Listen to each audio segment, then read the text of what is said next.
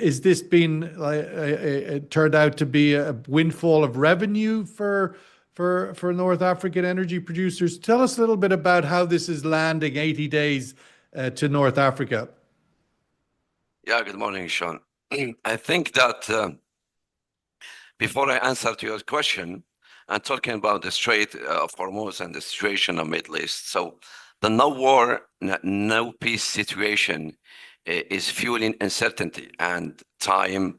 The Strait of Hormuz remains closed, and this is what really pricing today is our declarations from the White House related to the Strait of Hormuz. So the impact in general, even talking about North African countries, even if we don't see the impact today, the impact will come in weeks and even in months, because even these countries, for example, Algeria and Libya, they produce oil and natural gas, and they export them. But we have to bear in mind that these countries that are importers. So when we import mainly from European markets, Europeans, when they produce the cost with very high costs, so what we import, we import with high costs. So that's why I say the impact will come in weeks and months. So we think now what's really happening in the North Africa region. Yes, we don't have constraint to deal with our main customer, which is European markets. So they are our customers for both oil and natural gas. But I think situation will be more complicated in the future. If prices remain higher than $100, I think we will have an impact in the future. If you buy a car, for example, from Europe, if you buy machines, if you buy everything, and petrochemistry, which we get from oil and gas, is involved on all that supply chain of industry, so we'll have impact on our revenue. So what we get today, maybe we'll pay it tomorrow, partially, but we'll pay it. So the impact in general, as you know, the impact on the Strait of Hormuz is touching Asia, European market, even in the US. Even in the US, even because United States, we know, is the largest producer of oil and natural gas in the world. But they will have an impact, because when they import from Asia, from Europe, they will import with high price, because the petrochemistry all the time behind all the industry. And I think this is where we wish in the future situation will calm down, and all of this, because if inflation will increase, if situation remains as it is today, inflation will increase in Europe, in Asia, in all the world, and of course, and it is, and will have an impact. Choeib, we've seen many producers able to take advantage of this opportunity to increase or maximize their capacity for exports. We've seen that, for example, the Saudis, the East-West pipeline moving way above its standard capacity to get oil east to west.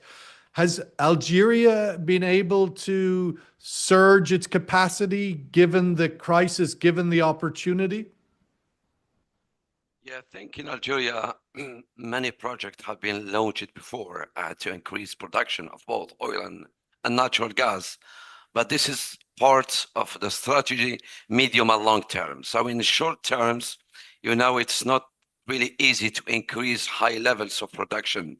It's not really the case, for example, contrary to the case of Saudi Arabia. For example, last week, Aramco, the CEO, he announced that Saudi Arabia can increase production to 12 million barrels of oil per day in just 3 weeks. So the capabilities of Saudi Arabia are very huge and very, very large. And I think here it's not situation. Algeria now, yes, is investing, but is attracting more investors to increase its capacities. And I think, yes, everybody is looking for a market share today. Same for the United States. Just give you an example. Last week, United States recorded a high level export of oil, reaching 5.44 million barrels of oil per day. Same for natural gas. They are recording high levels for the United States.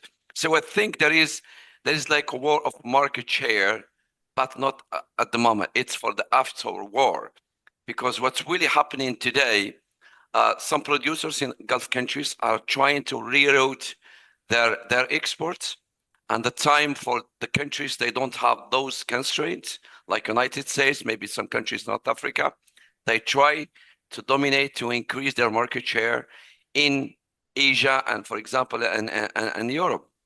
And we have to remind that even if the war, it's a kind of reminder, even if the war will stop today and tomorrow, and global supplies will not come back to normal, because we have to remember that International Energy Agency announced in last March that it's releasing more than 400 million barrels of oil in upcoming weeks, and the United States, for example, released more than 9.99 million barrels of oil from SPR last week.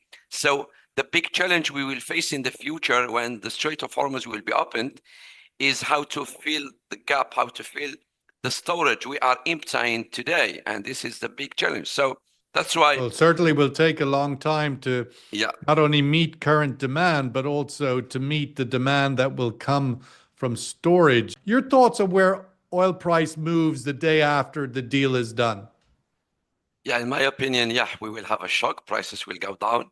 Maybe we'll go to 80, 85 or 90, but after that they go higher, because the first shock is all the time received from the speculators also. So we'll have price will go down, but after that will go higher, because some refineries, many facilities at the moment are out of service. It takes time to repair them. It takes time even for producers. Technically, it takes time to increase production. It's about technical issues related to the reservoir. So I think it will take time, but I think to see prices of $60 or $65, I don't think we'll see that price in before 18 or 30 months.